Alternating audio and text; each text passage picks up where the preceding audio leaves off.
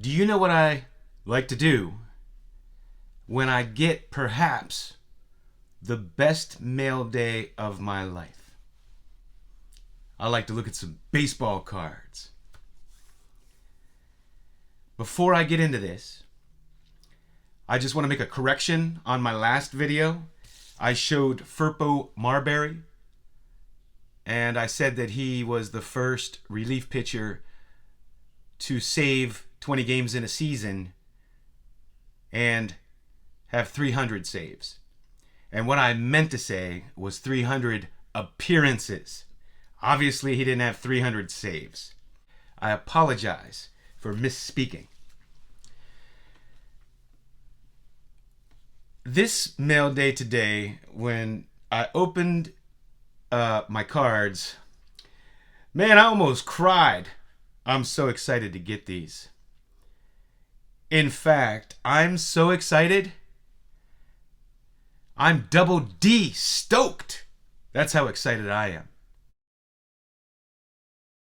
Now, if you have a lot of money, you're rich, or you're just willing to spend all your money on cards, you can obtain a phenomenal collection in a month. You can go right now, if you have the money, and you can buy a 1952 Topps Mickey Mantle, Hank Aaron rookie, Roberto Clemente rookie. You can get yourself a 49 Leaf Jackie Robinson. You can get the 33 Gowdy Babe Ruth. You can buy these cards at any time you want. There's probably 30 52 Mantles on eBay right now. What gets my juices flowing is the hunt for the rare and the obscure. And even if you have the money, you may not find them. You may never find some, or you may wait a long time to find some. And to amass a collection of rare cards is more than just about money. And that's what's fun about it. And the interesting thing is, many times you can get these gems, these rare, obscure gems, for a tiny fraction of what you'll pay for cards that were, highly produced. There are a lot of them. And a tiny fraction of what guys are paying for Trevor Lawrence or Herbert or C.J. Stroud or any of the modern baseball players, that are prospects really, or just had one or two good seasons. And it just blows my mind how affordable some of these rare cards are. But I got some here. I got 3 cards to show you. I've been searching for some for a long time. For the one, I've been searching for a baseball card from the set, because the set is so rare. The other one is a very special card I've been looking for a long time. So I have one that is impossible to find. I have one that is really hard to find in good condition. And I have another one that is a scarce card, and I'm happy to own it. Now, 2 of these cards I'm willing to bet you probably never saw before. And for some of you, or many of you, you may not have seen any of these cards. Man, I got to put the white glove on. These need the white glove symbolic treatment right here. I am so excited I can't even tell you.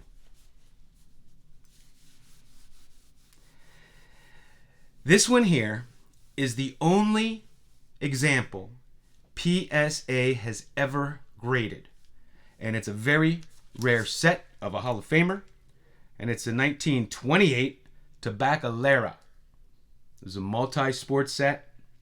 And one of the nicest sets I've ever seen.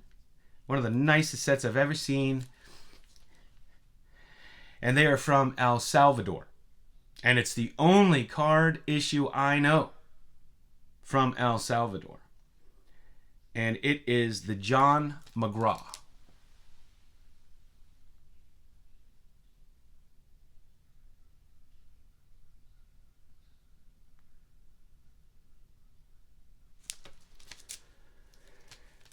People don't know about these.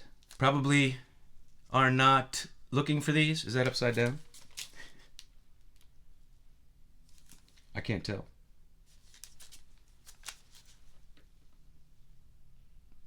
I'll show it both ways just in case. I can't see.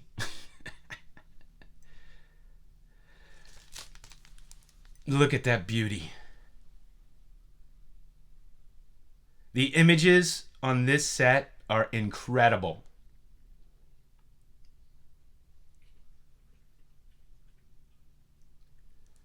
So not a lot of people, looking for these or know about them. It's the only copy PSA has ever graded. I was watching this, and the seller had a little bit of a high price for me, and it didn't, no bids, so he relisted it substantially lower. And after watching it for a few days, I'm like, man, I want that card. And I reached out to him, and I made a low offer. And I said, he didn't have an offer, so I just messaged him. And I said, would you take this for that card? And he said, yes, I will put an offer, make me that offer, and I'll accept it. And I couldn't believe it. I saw there was a 1977 Nolan Ryan and a PSA 10 that just sold for $10,000. And I got this for a tiny fraction. Because people pay so much for common cards in 10s. It's insane to me. Not judging anybody else, but to me it's insane. What a fabulous card. This next one is extra special to me because it's of my man Roberto Clemente.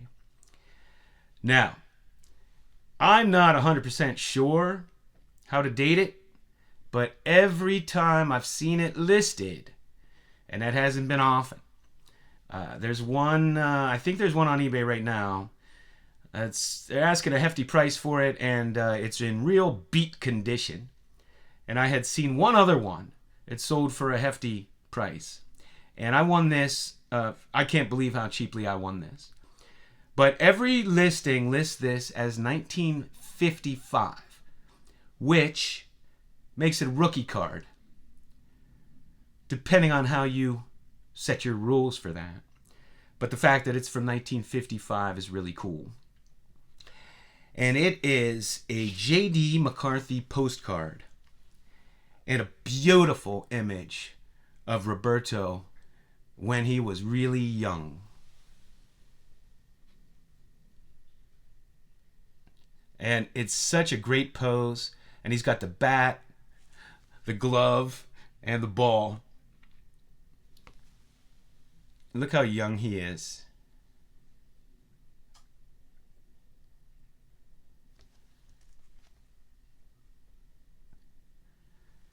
These J.D. McCarthy postcards, not a lot of people know about. I've been collecting them recently. And in my opinion, postcards and exhibit cards are, the ones that may be more sought after in the coming days with cards getting so expensive. There are a lot of people that think the type photos are kind of the next thing to blow up in the hobby.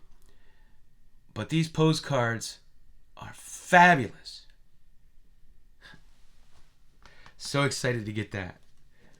And lastly, I got a 1961 Bell brand Duke Snider, and it's a beauty. These are routinely found in not such great condition.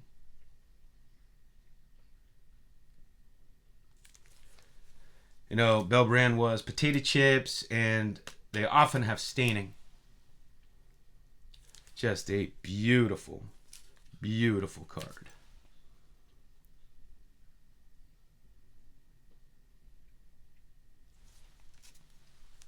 They made these for a few years.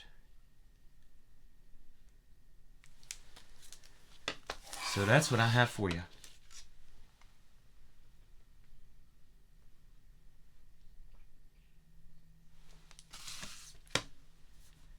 Thanks for hanging out with me.